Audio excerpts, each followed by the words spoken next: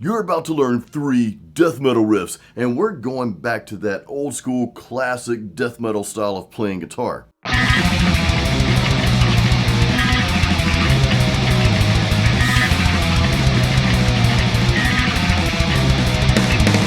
Alright guys, we're gonna jump right into learning these 3 riffs, and I'm really excited for you to go through these lessons here. And the reason why is, even if you don't listen to or play death metal that often or even ever, learning this style, and I encourage you to learn this stuff, learning this style is just going to make you a better overall guitar player, because there's some challenging riffs that we're about to go through here. And I think just some of the techniques that you're going to learn, and we're about to go over those, again, it's just going to help you enhance your overall capabilities in playing guitar. And I'm going to talk a little bit more about that after the lessons at the end of the video, so make sure you hang around for those tips. When I say classic death metal or old school death metal, I'm thinking of these death metal bands that kind of started this thing back in the 80s, bands like Death, Morbid Angel, Cannibal Corpse, Obituary, Carcass, Suffocation, of course, several other bands. And a lot of these guys started out in the 80s, and many of them are still around today, which is very cool. And the core techniques that we're going to be using throughout these 3 lessons, which we're getting to very, very soon, you're going to be doing some fast alternate picking, of course, to those higher BPMs. That's part of the foundation of playing death metal guitar, so that really fast alternate picking. You're also going to be moving those power chords around very quickly. And lastly, you're going to notice throughout these lessons that the notes and the chords that we're playing, they don't quite fit in any particular key. And this is part of the beauty of death metal music and playing death metal guitar, is you're throwing stuff in there that really technically doesn't fit, but we make it fit, and we get this very unique and awesome sound. So with that, let's get into our death metal riffs.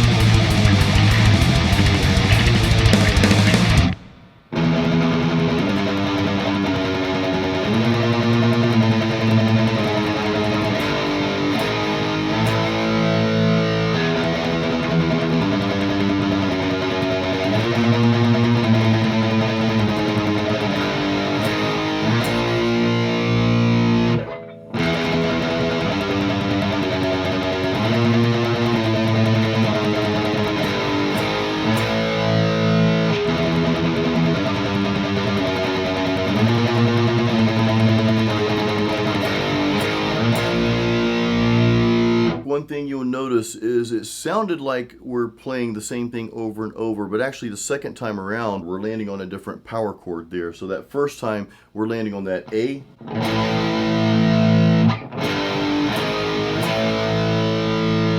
kind of a chromatic thing going on there, but then the second time around that we play the riff, we're not ending on the A. Instead, we're ending on a B flat. So everything's the same up until we get to that B flat. So it's like this.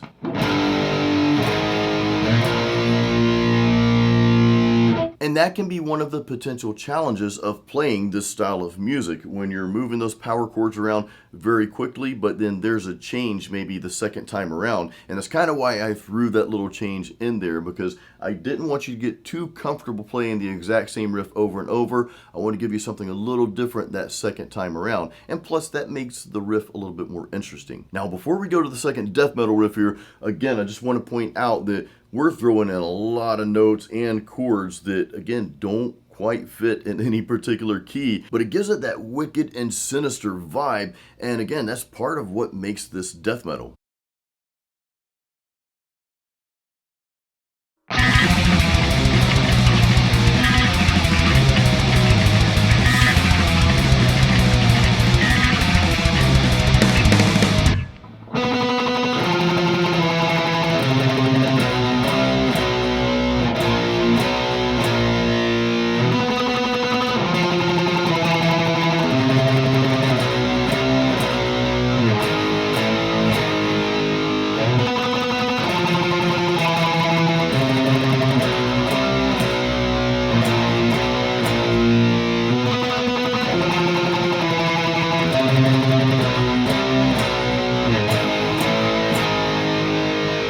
Now the greatest challenge of this riff is actually that first part of the riff, and it's because we're not only alternate picking those single notes, but we're alternate picking across 3 different strings.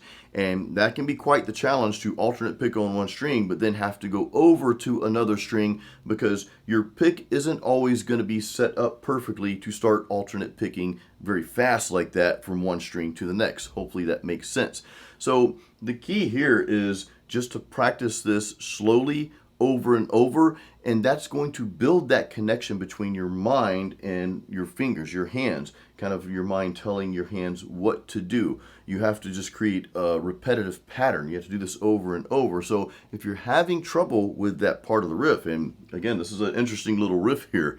I think I might use it for a song. I actually am using this riff. I think I'm using this for my next album. I can't remember. If you're having trouble with that part, what I would say is just do that one part over and over before you try to learn the other parts of the riff here. So just do this.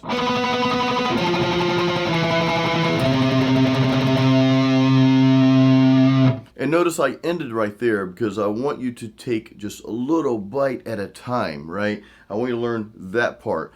After you get good at that part, what I would want you to do is just do that over and over, but fluidly, kind of like this.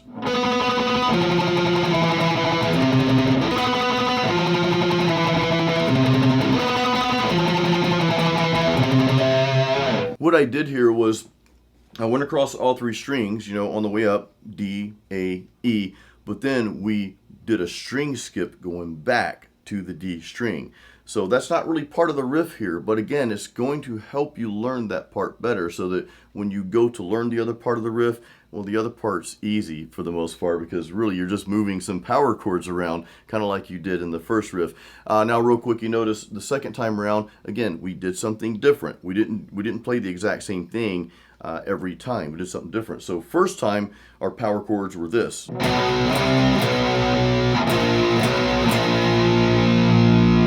But then the second time around, we did this instead.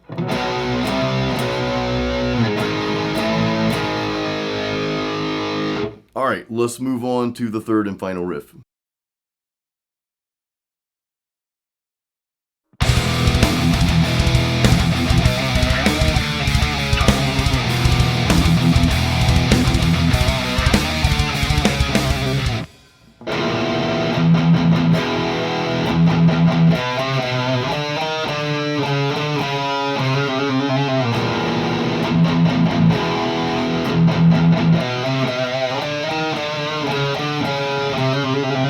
The only part of the riff that you might find challenging is that little hammer-on that we do on the A string, 3rd and 4th fret there. That can be a challenge, and not necessarily a challenge to perform the hammer-on, but a challenge to do it every single time. Because this riff, we actually just kept it the same every time. We're playing the same thing each time we play the riff there. So that can be difficult to nail every single time. I've seen some of the greatest guitar players not nail that in their own song, and it's just one of those things that it just happens sometimes. It's like, wait a minute, why aren't my fingers working? So just practice that over and over. Practice that little hammer on there.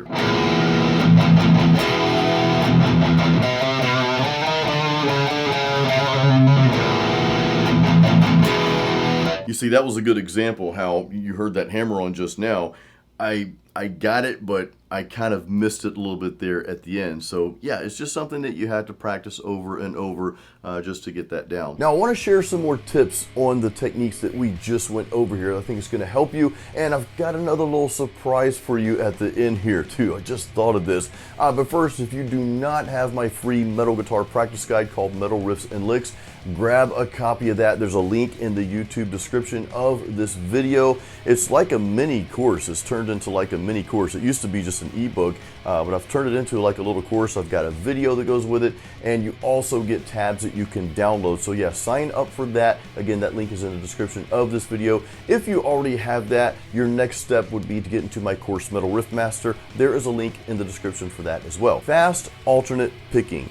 This can be tough. I mean, alternate picking in general when you're playing metal, and especially if it's not something you're used to. If you're used to playing mainly downstrokes, like that's what I did my first year guitar playing. I didn't alternate pick until like after a year, and I'm like, man, why didn't I start this earlier? Because it was so hard to catch on to. And I'm sure a lot of you, maybe you experienced that as well. You start out playing guitar, and whether it was last year or like me, it's been like, I don't know, 30 something years ago. This is back in '89. You know, I played that first year all downstrokes, but I'm like, well, how do I play faster? So then I'm like, oh, just pick back and forth. And it was just so foreign trying to learn that. So if you're just starting out, I encourage you to learn that now. Start alternate picking now. Go through these exercises. Now, if you're already used to alternate picking, maybe you already played this style of music, the death metal style, and some faster, you know, just some faster alternate picking, you know, then of course you're already used to that. Just keep at it, because if you don't use it, you lose it. That's how that goes. Yeah, and that's true with most anything. I mean, you can get it back, but just keep up with that technique. Now, the other thing real quick is throwing in those notes and chords that don't fit into the progression. They don't really fit into the key that you're playing in. And sometimes you may not even be able to nail the exact key that you're in throughout a section of the song, because that may change as you go through different parts of that verse or chorus or whatever it may be. And that's the interesting thing about playing this style of music, playing death metal, is that you're using a lot of notes and just a lot of different things that they may not quite make sense in other styles of music, but they make perfect sense in this style of music. So I just think that's very interesting and very unique. And it allows you to really open up your mind and to explore other possibilities as you're playing this style of music. Whereas if you're playing other styles, you would feel more restricted, if that makes sense. You would feel a lot more restricted because, like, okay, well, this chord doesn't go in that progression. It just doesn't sound right, or these notes don't sound right. Well, with death metal, you can really fit all kind of things in there and just make it sound like really awesome and really amazing. So I don't know, I just think, me personally, I just think that's a very interesting thing about playing this style of music, is you just open this new realm of possibilities on guitar. Now, the last thing I wanted to share with you guys, I was wondering, and maybe you're wondering too, is can we fit these three death metal riffs together? Let's see.